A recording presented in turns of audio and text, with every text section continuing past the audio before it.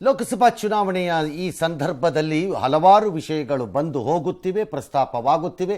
4-6 ದಿನಗಳ ಕಾಲ ಸದ್ದು ಮಾಡುತ್ತಿದೆ, ನಂತರ ಮುಂದಕ್ಕೆ ಇನ್ನೊಂದು ವಿಷಯಕ್ಕೆ ಹಾರಿಬಿಡುತ್ತಿದೆ. ಮುಸ್ಲಿಂ ವಿಚಾರದಲ್ಲಿ ಕೂಡ ಅದೇ ಆಗ್ತಾ ಇದೆ. ಈಗ ಮುಸ್ಲಿಮರ ಮೀಸಲಾತಿಯನ್ನು ಆಗಾಗ್ಗೆ ಕಾಂಗ್ರೆಸ್ಸಿನ ಕೆಲವರೋ ಅಥವಾ RJD ಅವರೋ ಅಥವಾ ಇನ್ಯಾರೋ ಬೇರೆಯವರೋ ಪ್ರಸ್ತಾಪ ಮಾಡುತ್ತಾ ಹೋದರೆ ಅದಕ್ಕೆ ವಿರುದ್ಧವಾಗಿ, ಯಾಕಂದರೆ ಅವರು ಪ್ರಸ್ತಾಪ ಮಾಡೋದು ಸರಿ ಅನ್ನೋದಾದರೆ ಅದಕ್ಕೆ ವಿರುದ್ಧವಾಗಿ ನಾವು ಕೊಡಲ್ಲ ಅನ್ನೋ ಪ್ರಸ್ತಾಪವನ್ನು BJP ಮಾಡುವುದರ ಜೊತೆಗೆ ಹಿಂದೂ ಧರ್ಮದ ಜನರ ಸಂಖ್ಯೆ ವಿಪರೀತವಾಗಿ ಇಳಿದಿದೆ ಎಂಬ ಒಂದು ವರದಿ ಹೊರಕ್ಕೆ ಬಂದಿದೆ. ಈ ವರದಿ ಯಾರು ಫುಟ್ಪಾತಲ್ಲಿ ನಿಂತುಕೊಂಡು ರಿಲೀಸ್ ಮಾಡಿದ್ದಿದ್ರೆ ಅಥವಾ ಯಾವುದೋ ಸೋಷಿಯಲ್ ಮೀಡಿಯಾಗಳ ಟಿಪಿಕಲ್ ರಿಪೋರ್ಟ್ ಆಗಿದ್ದಿದ್ರೆ ಯಾರೂ ತಲೆ ಕೆಡಿಸ್ಕೊಳ್ತಿರ್ಲಿಲ್ಲ ಅಥವಾ ಇಷ್ಟು ಚರ್ಚೆಗೊಳಗಾಗ್ತಿರ್ಲಿಲ್ವೇನೋ. ಆದರೆ ಇದು ಪ್ರಧಾನಮಂತ್ರಿಯ ಆರ್ಥಿಕ ಸಲಹಾ ಮಂಡಳಿಯ ಅಧ್ಯಯನ ಅಂತ ಹೊರಕ್ಕೆ ಬಂದಿದೆ. ಬಹು ಸಹಜವಾಗಿ ಚುನಾವಣಾ ಸಮಯವೂ ಆಗಿರುವುದರಿಂದ ವಿಪರೀತ ಚರ್ಚೆ ಮತ್ತು ವಾದ ಪ್ರತಿವಾದ ಒಂದಿಷ್ಟು ಕೆಸರೆರಚಾಟಕ್ಕೆ ದಾರಿ ಮಾಡಿದೆ. ರಾಜಕೀಯ ಸ್ವರೂಪದಲ್ಲಿ ದತ್ತಾಂಶಗಳು ಹೊರಕ್ಕೆ ಬರುತ್ತಿದ್ದಂತೆಯೇ ಕಾಂಗ್ರೆಸ್ ಮೇಲೆ BJP ಹಾರಿ ಬಿದ್ದಿದೆ. ಜನಸಂಖ್ಯೆ ಕುರಿತ ದತ್ತಾಂಶಗಳು ಹೊರಗೆ ಬಂದಾಗ ಅವರು ಹೇಳಿದ್ರು, BJPಯವರು, ದೇಶದಲ್ಲಿ ಹಿಂದೂಗಳ ಸಂಖ್ಯೆ ಕುಸಿಯಲು ದಶಕಗಳ ಕಾಲ ಕಾಂಗ್ರೆಸ್ ನಡೆಸಿದ ಆಳ್ವಿಕೆ ಮತ್ತು ಆ ಪಕ್ಷವೇ, ಕಾಂಗ್ರೆಸ್ ಪಕ್ಷವೇ ಕಾರಣ. ತುಷ್ಟೀಕರಣ ಅದರ ಇನ್ನೊಂದು ಪದ. ಮುಂದೆ ಕಾಂಗ್ರೆಸ್ ಅಧಿಕಾರಕ್ಕೆ ಬಂದೇ ಬಿಡ್ತಾ ಇದ್ದರೆ, ಇದೇ ಥರ ಬಂದರೆ ಮುಂದೇನುವೆ ದೇಶದಲ್ಲಿ ಹಿಂದೂಗಳೇ ಇರದಂತೆ ಆಗುತ್ತಾರೆ ಅಂತ ಅದರ ನಾಯಕ ಯಾರೋ ಮಾಳವಿಯ ಟ್ವೀಟ್. ದೇಶದ ಭವಿಷ್ಯವನ್ನು ಇದು ತೋರಿಸ್ತಾ ಇದೆ ಅಂತ ಯತ್ನಾಳ್. 50 ವರ್ಷದ ಕಾಂಗ್ರೆಸ್ ಆಡಳಿತದಲ್ಲಿ ಹಿಂದೂಗಳನ್ನು 8ನೇ ದರ್ಜೆಯ ನಾಗರಿಕಂತೆ ಬದುಕಿಸಿದ್ದಾರೆ ಅಂತ ಆಂಧ್ರ BJPಯ ನಾಯಕದ ಯಾರ್ದೋ ಹೇಳಿಕೆ. ಈ ವಿವಾದವೇ ಬೇಡ ಎನ್ನುತ್ತಾ ಕಾಂಗ್ರೆಸ್ ಮೌನಕ್ಕೆ ಶರಣಾದಂತೆ ಕಾಣಿಸ್ತಾ ಇದೆ. ಕೆಲವು ವಿಚಾರಗಳಲ್ಲಿ ಕಾಂಗ್ರೆಸ್ ತಗಲಾಕೊಳ್ಳಕ್ಕೆ ಟ್ರೈ ಮಾಡ್ತಿಲ್ಲ. ಯಾಕಂದರೆ ಕಳೆದ 2 ಬಾರಿಯ ಚುನಾವಣೆಯಲ್ಲಿ, ಮೋದಿ ಚುನಾವಣೆಯಲ್ಲಿ ಅದರ ಘನತೆ ವೆತ್ತ ಹಲವಾರು ನಾಯಕರು ಹಿಟ್ ವಿಕೆಟ್ಗಳನ್ನು ತುಂಬ ಮಾಡಿಬಿಟ್ಟಿದ್ದಾರೆ. ಈ ಸಲ ನೀವು ಗಮನಿಸಿದರೆ ಆ ಹಿಟ್ ವಿಕೆಟ್ ಮಾಡಿದ್ದಂಥ ಭಾಳ ಗಿರಾಕಿಗಳು ದೂರ ಇದ್ದಾರೆ. ಕಾಂಗ್ರೆಸ್ ಒಂದು ರೀತಿ ಕೋಟೆ ಕಾಯ್ಕೊಳ್ಳೋ ಕೆಲಸ ಮಾಡ್ತಾ ಇದೆ. ಆದರೆ ಅವ್ರಿಗೆ ಈ ಸ್ಯಾಮ್ ಪಿತ್ರೋಡಾ ವಿಚಾರದಲ್ಲಿ ಮಾತ್ರ ಗಡಿಮೀರಿ ಎಲ್ಲಿಂದಾನೋ ಬರುತ್ತೆ ಬಾಣ ಅಂತ ಲೆಕ್ಕ ಹಾಕಿರಲಿಲ್ವೇನೋ. ಏನಿಯೋ ಕಾಂಗ್ರೆಸ್ ಬೇಡ ಅಂತ ದೂರ ಇದ್ದಂಗಿದೆ. ಆದರೆ RJD ಮಾತ್ರ ಇದು ದೇಶದ ಜನರ ದಾರಿ ತಪ್ಪಿಸುವ ಪ್ರಯತ್ನ. 21ರಲ್ಲಿ ನಡೆಯಬೇಕಿದ್ದ ಜನಗಣತಿಯೇ ಇಲ್ಲೂ ನಡೆದಿಲ್ಲ. ಇದನ್ನು ಯಾವಾಗ ಮಾಡಿದ್ರು, ಇದು ನಂಬಕ್ಕಾಗಲ್ಲ. ಧರ್ಮಗಳ ನಡುವೆ ದ್ವೇಷ ಹಟ್ಟುವ ಕೆಲಸ ಡ್ಯಾಶ್ ಡ್ಯಾಶ್ ಡ್ಯಾಶ್ ಅಂತ ಅವರು ಹೇಳಿಕೊಂಡಿದ್ದಾರೆ. ಆಲ್ ರೈಟ್, ಏನಿದೆ ರಿಪೋರ್ಟ್ ನೋಡ್ಬಿಟ್ಟಣ. ಏನಿದೆ ಅಂತ ಈಗ ನೋಡ್ಬೇಕು ನಾವು ರಿಪೋರ್ಟ್. ನಾನು ಮತ್ತೆ ಹೇಳ್ತಾ ಇದ್ದೀನಿ, ಇದು ಸಾಧಾರಣ ವರದಿ ಆಗಿದ್ದರೆ ಯಾವುದೇ ಅಧಿಕೃತ ಮಾನ್ಯತೆ ಇಲ್ಲದ ರೀತಿಯಲ್ಲಿ ಯಾರೋ ಇದ್ದಕ್ಕಿದ್ದಂತೆ ಒಂದು ದಿನ ಹಿಂದೂಗಳು ಎಷ್ಟು ಕುಸಿದ್ದಾರೆ ಗೊತ್ತಾ ಅಂತ ಹಾಕ್ಬಿಟ್ರೆ ಹಂಗಲ್ಲ. ಪ್ರಧಾನಮಂತ್ರಿಗಳ ಆರ್ಥಿಕ ಸಲಹಾ ಮಂಡಳಿಯ ಅಧ್ಯಯನ ಅಂತ ಹೇಳಿದ್ದಾರೆ. ಓಕೆ, ಈ ಅಧ್ಯಯನ ಅನ್ನೋದು ಏನು? 1950 ಮತ್ತು 2015, 50 ಅಂದರೆ ಸ್ವಾತಂತ್ರ್ಯ ನಂತರದ 3 ವರ್ಷ, ಅದಾದಮೇಲೆ 15ರವರೆಗೆ, ಅಂದರೆ ಈಗ 24ರಲ್ಲಿದ್ದೀವಿ, ಹೆಚ್ಚು ಕಡಿಮೆ ಆಗ್ಬಿಟ್ರೆ ಇನ್ನೊಂದು 10 ವರ್ಷ ಹಿಂದಕ್ಕೆ ಹೋಗ್ತೀರಿ. ಹಿಂದೂಗಳ ಜನಸಂಖ್ಯೆಯಲ್ಲಿ ಸುಮಾರು 7.8, ಹೆಚ್ಚು ಕಡಿಮೆ 8% ಕುಸಿದಿದೆ, ಬಿದ್ದಿದೆ ಹಿಂದೂಗಳು. 1950ರಲ್ಲಿ ದೇಶದ ಜನಸಂಖ್ಯೆಯಲ್ಲಿ ಹಿಂದೂಗಳ ಪಾಲು 84 ಇತ್ತು. 2015ರಲ್ಲಿ ಈ ಹಿಂದೂಗಳ ಪಾಲಿಗ 78ಕ್ಕೆ ಬಿದ್ದಿದೆ ಅಂತ ಈ ಅಧ್ಯಯನದ ಡಾಟಾ, ಅಂಕಿಅಂಶ. 50 ಮತ್ತು 2015ರ ನಡುವೆ ಮುಸ್ಲಿಮರ ಜನಸಂಖ್ಯೆ 43.15ರಷ್ಟು ಹೆಚ್ಚಳ ಆಗಿದೆ. ಅಂದರೆ 1950ರಲ್ಲಿ ದೇಶದ ಜನಸಂಖ್ಯೆಯಲ್ಲಿ ಮುಸ್ಲಿಮರ ಪಾಲಿದ್ದಿದ್ದು 9.4%, 9.84. ಈಗ 15ರಲ್ಲಿ ಅದು 14%, 14.09ಕ್ಕೆ ಬಂದಿದೆ. ಅದೇ ರೀತಿ ಕ್ರಿಶ್ಚಿಯನ್ನರ ಪಾಲು 5.38ರಷ್ಟು ಹೆಚ್ಚಳ ಆಗಿದೆ. ಸಿಖ್ಖರ ಪಾಲು ಕೂಡ 6.58ರಷ್ಟು ಹೆಚ್ಚಳ ಆಗಿದೆ. ಕಳೆದ 65 ವರ್ಷದಲ್ಲಿ ಜೈನರು, ಪಾರ್ಸಿಗಳ ಜನಸಂಖ್ಯೆಯಲ್ಲಿ ಕುಸಿತವಾಗಿದೆ. ಅಂದರೆ ಅರ್ಥ, ಈ ಇಡೀ ಇದರ ಸಮಗ್ರ ಸಾರಾಂಶ ಏನಪ್ಪ ಅಂದರೆ, ಬಹುಸಂಖ್ಯಾತರಾಗಿರುವಂತಹ ಹಿಂದೂಗಳ ನಂಬರು ಅಂದರೆ ಜನಸಂಖ್ಯೆ ಬೀಳ್ತಾ ಇದೆ.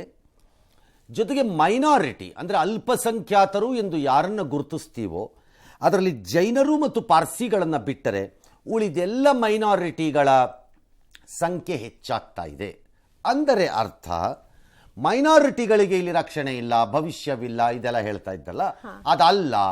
ಅವರು ಇಲ್ಲಿ ಸಮೃದ್ಧಿಯಾಗಿದ್ದಾರೆ. ಆ ಸಮೃದ್ಧಿಯ ಸಂಕೇತವೇ ಅವರ ಜನಸಂಖ್ಯೆ. ಅದು ಸೂಚಿಸ್ತಾ ಇದೆ, ಅದು ಸೂಚಿಸತ್ತೆ ಅನ್ನೋದು ಇದರ ಸಾರಾಂಶ ಮತ್ತು ವಾದ. ಬಹಳ ವಿಚಿತ್ರ ಅಂದರೆ ಇದಕ್ಕೆ ಪೂರಕವಾಗಿ ಅವರು ಕೊಟ್ಟಿರೋ ಮಾಹಿತಿ. ನಾನು ಆಮ್ ಆ್ಯಕ್ಚುಲಿ ಸರ್ಪ್ರೈಸ್ಡ್ ಅದರಲ್ಲಿ.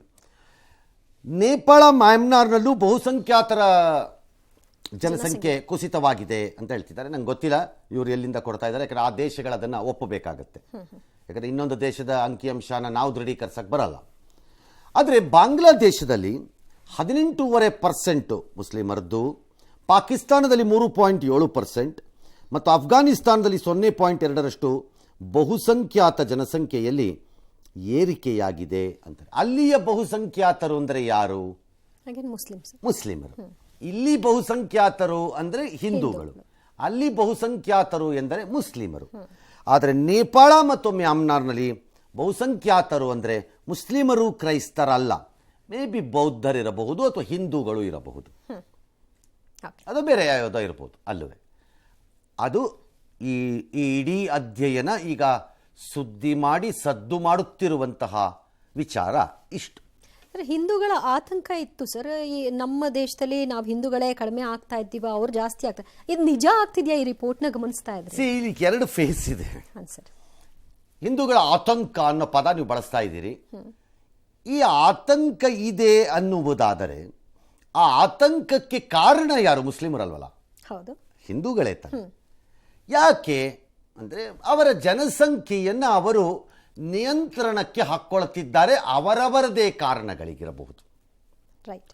ಉದಾಹರಣೆಗೆ ನಗರ ಪ್ರದೇಶಗಳಲ್ಲಂತೂ, ಅದರಲ್ಲೂ ಸ್ವಲ್ಪ ಶಿಕ್ಷಿತ ಸಮಾಜದಲ್ಲಂತೂ, ಗ್ರಾಮೀಣ ಭಾಗದಲ್ಲೂ ಇದ್ಬೋದು ಬಟ್ ಕಡಿಮೆ, ನಗರದಲ್ಲಿ ಜಾಸ್ತಿ ಶಿಕ್ಷಿತ ತುಂಬ ಸುಶಿಕ್ಷಿತರಾಗಿ ಬರ್ತಾ ಇರೋಂಥವ್ರಲ್ಲಿ ಇಲ್ಲ ನನಗೆ ಮಕ್ಕಳೇ ಬೇಡ ಅನ್ನೋ ಲೆವೆಲ್ ಹೋಗ್ತಾ ಇದ್ದಾರೆ.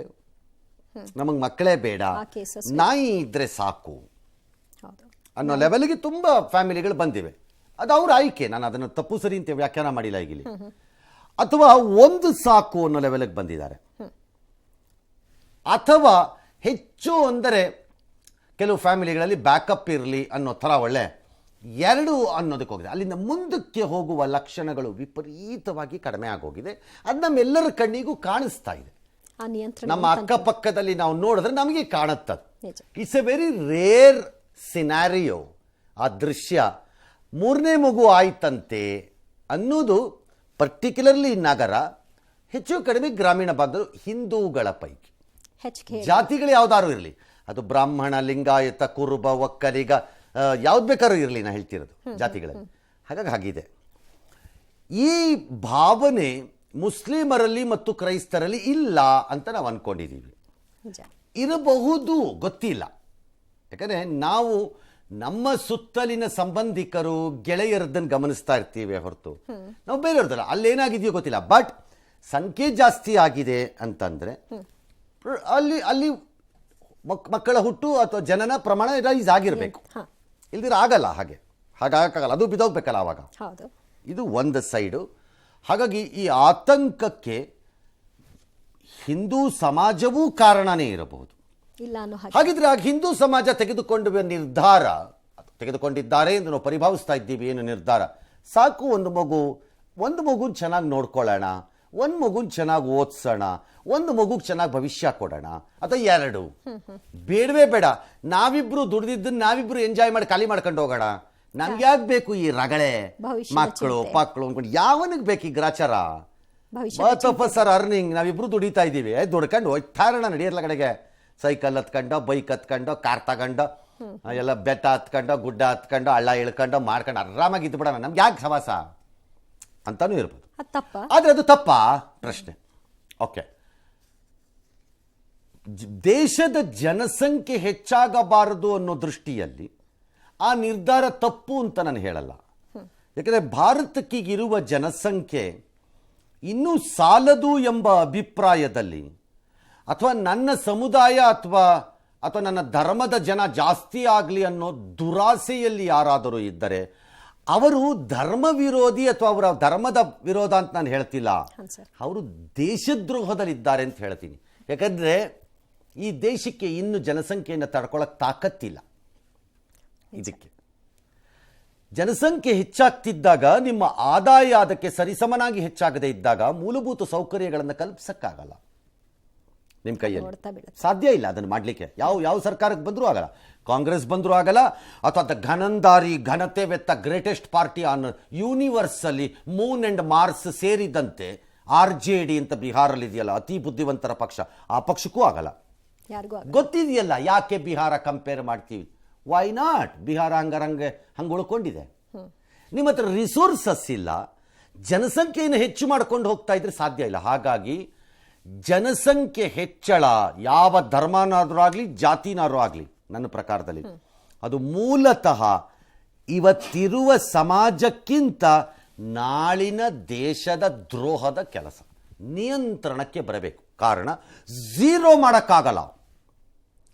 ಝೀರೋ ಮಾಡಿದ್ರೆ ಅದರ ಪರಿಣಾಮಗಳು ಬೇರೆ ಬೇರೆ ಆಗಿಬಿಡುತ್ತೆ. ವಯಸ್ಸಾದವರ ಸಂಖ್ಯೆ ಹೆಚ್ಚುತ್ತಲೂ ಯುವಕರ ಸಂಖ್ಯೆ ಕುಗ್ಗುತ್ತಲೂ ಹೋದಾಗ ದೇಶ ಮುನ್ನಡೆಯುವ ಹಾದಿ ಕಷ್ಟ ಆಗತ್ತೆ. Which is A problem faced by largely by China, mostly by Japan, south Korea. Almost 70% ಆ ಸ್ಟೇಜ್ಗೆ ಹೋಗ್ತಾ ಇದ್ದಾರೆ ಅವ್ರದ್ದು, ವಯಸ್ಸಾದವ್ರದ್ದು. ಸೊ ವಯಸ್ಸಾದವರು ಅಂದರೆ ಅವ್ರು ವೇಸ್ಟ್ ಬಾಡಿಗಳು ಅಂತ ಹೇಳ್ತಿಲ್ಲ. ಉತ್ಪಾದನೆ ಮಾಡುವುದರಲ್ಲಿ ಮತ್ತು ಸಮಾಜಕ್ಕೆ ದುಡಿಯುವ ವಿಚಾರದಲ್ಲಿ ಅವ್ರಿಗೆ ಶಕ್ತಿ ಕಡಿಮೆ ಆಗ್ಬಿಟ್ಟಿರುತ್ತೆ. ಆದರೆ ಅವ್ರನ್ನ ನೋಡ್ಕೊಳ್ಳುವ ಜವಾಬ್ದಾರಿ ಸಮಾಜಕ್ಕೆ ಉಳ್ಕೊಂಡ್ಬಿಡುತ್ತೆ, ಬೇರೆ ದಾರಿ ಇಲ್ಲ. ಹಾಗಾಗಿ ಭಾರತಕ್ಕೆ ಆ ಶಕ್ತಿ ಇದೆ ಅಂತ ನಾನು ಅನ್ಕೊಂಡಿಲ್ಲ. ಬಟ್ ಈಗ ಪ್ರಶ್ನೆ ಬಂದಿರೋದು, ಬೇಗ ಮುಗಿಸ್ಬಿಡ್ತೀನಿ.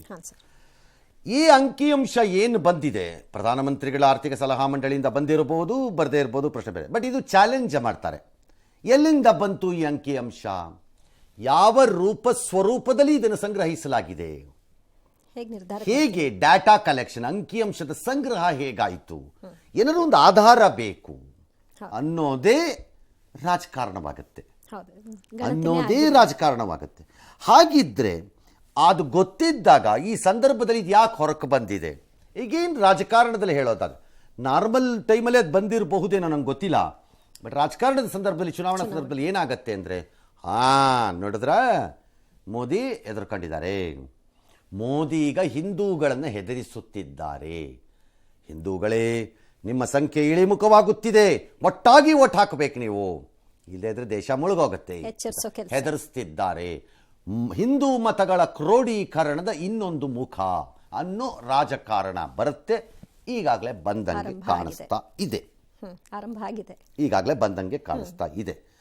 ಬಟ್ ಬಿಯಾಂಡ್ ಆಲ್ ದಿಸ್, ಈ ಚುನಾವಣೆ ಮುಗಿಯುತ್ತೆ, ಯಾರೋ ಒಬ್ರು ಅಧಿಕಾರಕ್ಕೆ ಬರ್ತೀರಿ, ಅದು BJPನೇ ಬರುತ್ತೆ, ಇಂಡಿಯಾ ಅಲಯನ್ಸೋ ಬರುತ್ತೆ, ಇನ್ನೊಂದು ಬರುತ್ತೋ ಮತ್ತೊಂದು ಬರುತ್ತೋ, ಜೂನ್ 4ನೇ ತಾರೀಕು ಈ ದೇಶದ ಪ್ರಬುದ್ಧ ಮತದಾರ ಒಂದು ತೀರ್ಪನ್ನು ಕೊಡ್ತಾನೆ. ಅದಾದ ಮೇಲೂ ಈ ರಾಜಕಾರಣವನ್ನು ಮೆಟ್ಟಿ ನಿಲ್ಲದಿದ್ದರೆ ಈ ದೇಶ ಜನಸಂಖ್ಯೆಯ ವಿಚಾರದಲ್ಲಿ ಮಕ್ಕಳೇ ಮಾಡ್ಕೋಬಾರ್ದು ಅಲ್ಲ, ಏಕರೂಪ ಕಾನೂನು ತಂದ್ರೆ ಬಹುಶಃ ಇದು ಏಕರೂಪ ಕಾನೂನಲ್ಲಾಗಲ್ಲ. ಏಕರೂಪ ಕಾನೂನಿಗೂ ಜನಸಂಖ್ಯೆಗೂ ಬೇರೆ ವ್ಯತ್ಯಾಸ ಇದೆ. Don't combine both.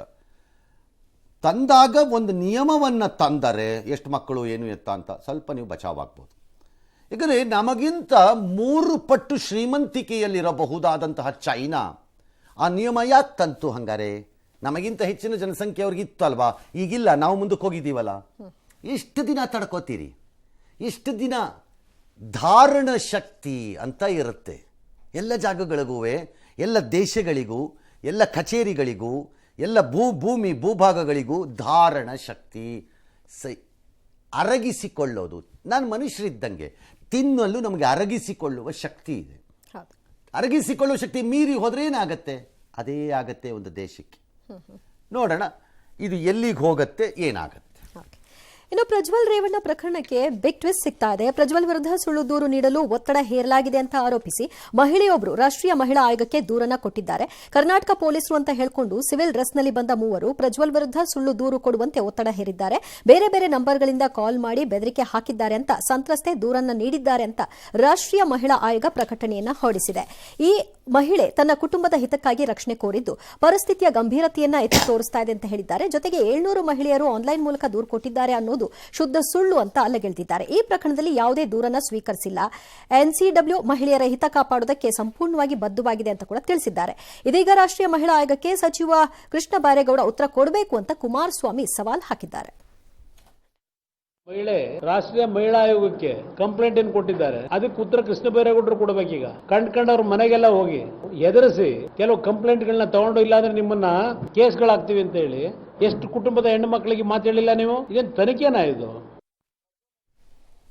ಅಲ್ ರೈಟ್, ಈ ರೀತಿಯ ಬೆದರಿಕೆ ತಂತ್ರಗಳಿಂದ ಈಗ ಇಲ್ಲಿರೋ ಪ್ರಶ್ನೆ ಏನು, there is A so called ವಿಡಿಯೋದಲ್ಲಿ ಇರುವ ಹೆಣ್ಣು ಮಕ್ಕಳನ್ನ ಮಾರ್ಫ್ ಮಾಡಿ ಯಾರೋ ತಮ್ಮ ರಾಜಕೀಯ ತೆವಲುಗಳನ್ನು ತೀರಿಸ್ಕೊಂಡಿದ್ದಿದ್ರೆ ಈ ಪರಿಪ್ರಮಾಣದ ಗಲಾಟೆ ಆಗ್ತಿರಲಿಲ್ಲ.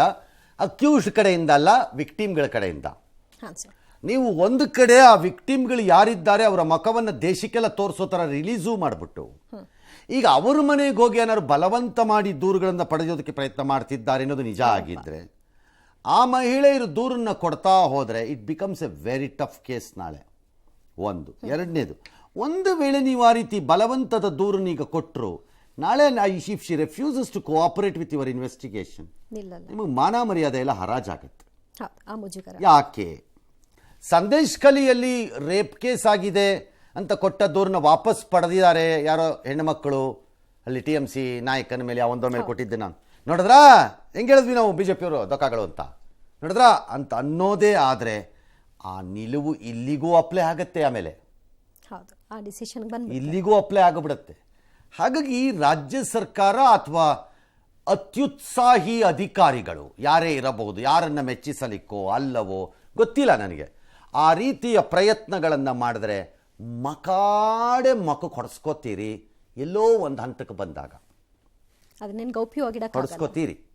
ಹಾಗಾಗಿ ಅದನ್ನು ಬಿಟ್ಟು ನಾನು ಅವತ್ತಿಂದ ಅದನ್ನೇ ಹೇಳ್ತಿರೋದು, ಕಾನ್ಸಂಟ್ರೇಟ್ ಆನ್ A1. ನನ್ನ ಪ್ರಕಾರ ಈ ಪ್ರಕರಣದಲ್ಲಿ Prajwal Revanna, where is he, bring him down. ಮಾನ ಮರ್ಯಾದೆ ನಾಚಿಕೆ ಅನ್ನೋದು ಒಬ್ಬ ಜನಪ್ರತಿನಿಧಿಯಾಗಿ, ಈ ಜನರನ್ನು ಪ್ರತಿನಿಧಿಸಿರುವಂಥ ವ್ಯಕ್ತಿಯಾಗಿ ನನ್ನ ಮೇಲೆ ಬಂದಿರುವ ಆರೋಪಗಳಿಗೆ ನಾನು ಉತ್ತರವನ್ನು ಕೊಡಲಾಗದೆ ಎಲ್ಲೋ ಕೂತ್ಕೋತೀನಿ ಅನ್ನೋದಕ್ಕಿಂತ ಅವಮಾನ ಇನ್ನೊಂದು ಬೇಕಿಲ್ಲ. ಮಾಡಿದಾರೋ ಬಿಟ್ಟಿದಾರೋ ಅದು ಆಮೇಲಿನ ಪ್ರಶ್ನೆ, ಫೇಸ್ ಮಾಡಬೇಕಲ್ಲ, ಅದು ಆಮೇಲಿನ ಪ್ರಶ್ನೆ. ಅದು ಮಾಡದೇ ಇರ್ಬೋದು, ಮಾಡಿರ್ಬೋದು, ಅದಕ್ಕೆ ಇನ್ನೇನೇನೋ ಆಯಾಮಗಳಿರ್ಬೋದು, ನನಗೆ ಗೊತ್ತಿಲ್ಲ. But what sort of a leader you are? What sort of a leader you are? ರಣರಂಗದಲ್ಲಿ ಮುಂದಕ್ಕೆ ಬಂದು ನಿಂತು ಯುದ್ಧ ಮಾಡದೇ ಇದ್ರೆ MP ಅನ್ಕೊಂಡು ನಿನ್ನ ಅವನ್ನೇ ಕ್ಯಾಪ್ಟನ್ ಅಂತ ಕರಿಬೇಕು ಅವಾಗ ಹಾಸನದಲ್ಲಿ.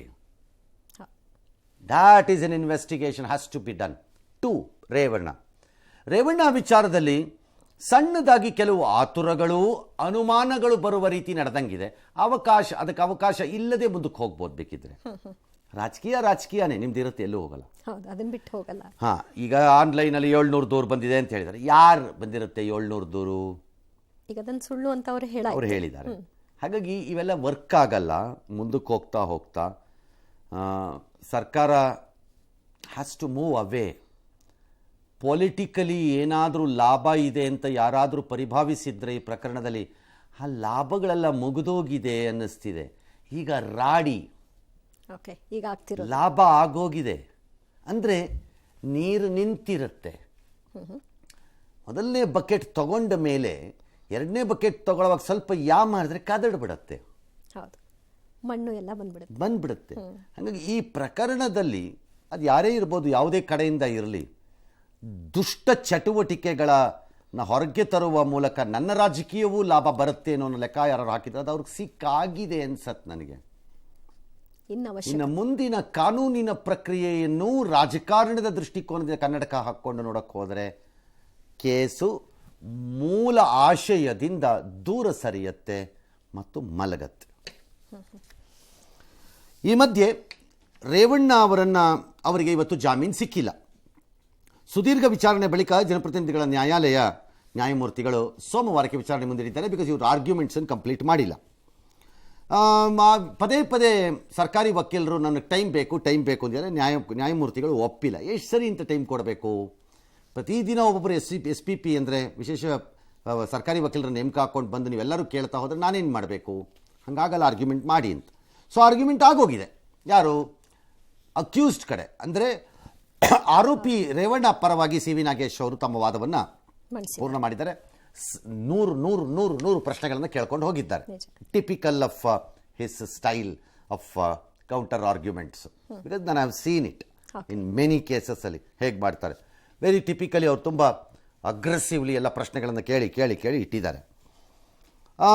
ರೇವಣ್ಣ ಆದರೆ ಸರ್ಕಾರಿ ವಕೀಲರು ಮಾತ್ರ ಇದು ಹಾಗಲ್ಲ, ಇದು ಆ ಕೇಸಿಗೆ ಲಿಂಕು ಈ ಕೇಸಿಗೆ ಲಿಂಕು ಅಂತ ಅದೇ ಲೆವೆಲಲ್ಲಿ ಇದ್ದಂಗಿದೆ. ಕೆಲವು ಪ್ರೊಸೀಜರಲ್ ಆಸ್ಪೆಕ್ಟ್ಸಲ್ಲಿ ಸರ್ಕಾರದ ತನಿಖಾಧಿಕಾರಿಗಳು ಸ್ವಲ್ಪ ಎಲ್ಲ ಅಲ್ಲೊಂದು ಇಲ್ಲೊಂದು ಎಡವುಕೊಂಬಿಟ್ಟಂಗೂ ಅರಿವಾಗೋ ರೀತಿ ಅನ್ನಿಸ್ತಿದೆ. ನನಗಿನ್ನೂ ಗೊತ್ತಿಲ್ಲ, ಯಾಕಂದರೆ ನ್ಯಾಯಾಲಯಕ್ಕೆ ಅನ್ನಿಸ್ಬೇಕು, ಅದು ಏನು ಅನ್ನಿಸ್ತಾರೋ ಏನೋ ಗೊತ್ತಿಲ್ಲ. ಅಲ್ಟಿಮೇಟ್ಲಿ ಎಲ್ಲ ಆದ ಮೇಲೆ ಈಗ ನ್ಯಾಯಾಲಯ ಸೋಮವಾರಕ್ಕೆ ಹಾಕಿದ್ದಾರೆ. ಯಾಕೆಂದರೆ ಇವರು ಆರ್ಗ್ಯುಮೆಂಟನ್ನು ಸರ್ಕಾರಿ ಪರದವರು ಮುಗಿಸಿಲ್ಲ ಅಂತ. ಯಾಕೆ ಸೋಮವಾರಕ್ಕೆ? ನಾಳೆ ರಜಾ, ನಾಳಿದ್ದು ರಜಾ, ಭಾನುವಾರ ರಜಾ, ಹಾಗಾಗಿ ಸೋಮವಾರಕ್ಕೆ ಹೋಗಿದೆ.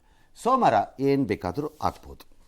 ಕಸ್ಟಡಿನೂ 7 ದಿನಕ್ಕೆ ಕೊಟ್ಟಿದ್ರಿಂದ ಮಂಗಳವಾರ ಅದು ಅಂತ್ಯ ಆಗುತ್ತೆ. ಅಲ್ಲ, ಅದಕ್ಕೂ ಸಂಬಂಧ ಇಲ್ಲ. ಅದು ಕಸ್ಟಡಿಯಲ್ಲಿ ಇರುತ್ತೆ. ಸೋಮವಾರ ಬಂದರೆ ಸೋಮವಾರ ಆಗ್ಬೋದು, ಸೋಮವಾರ ರಿಜೆಕ್ಟ್ ಆದರೆ ಸೋಮವಾರ ರಿಜೆಕ್ಟ್ ಆಗ್ಬೋದು. Anything can happen in court.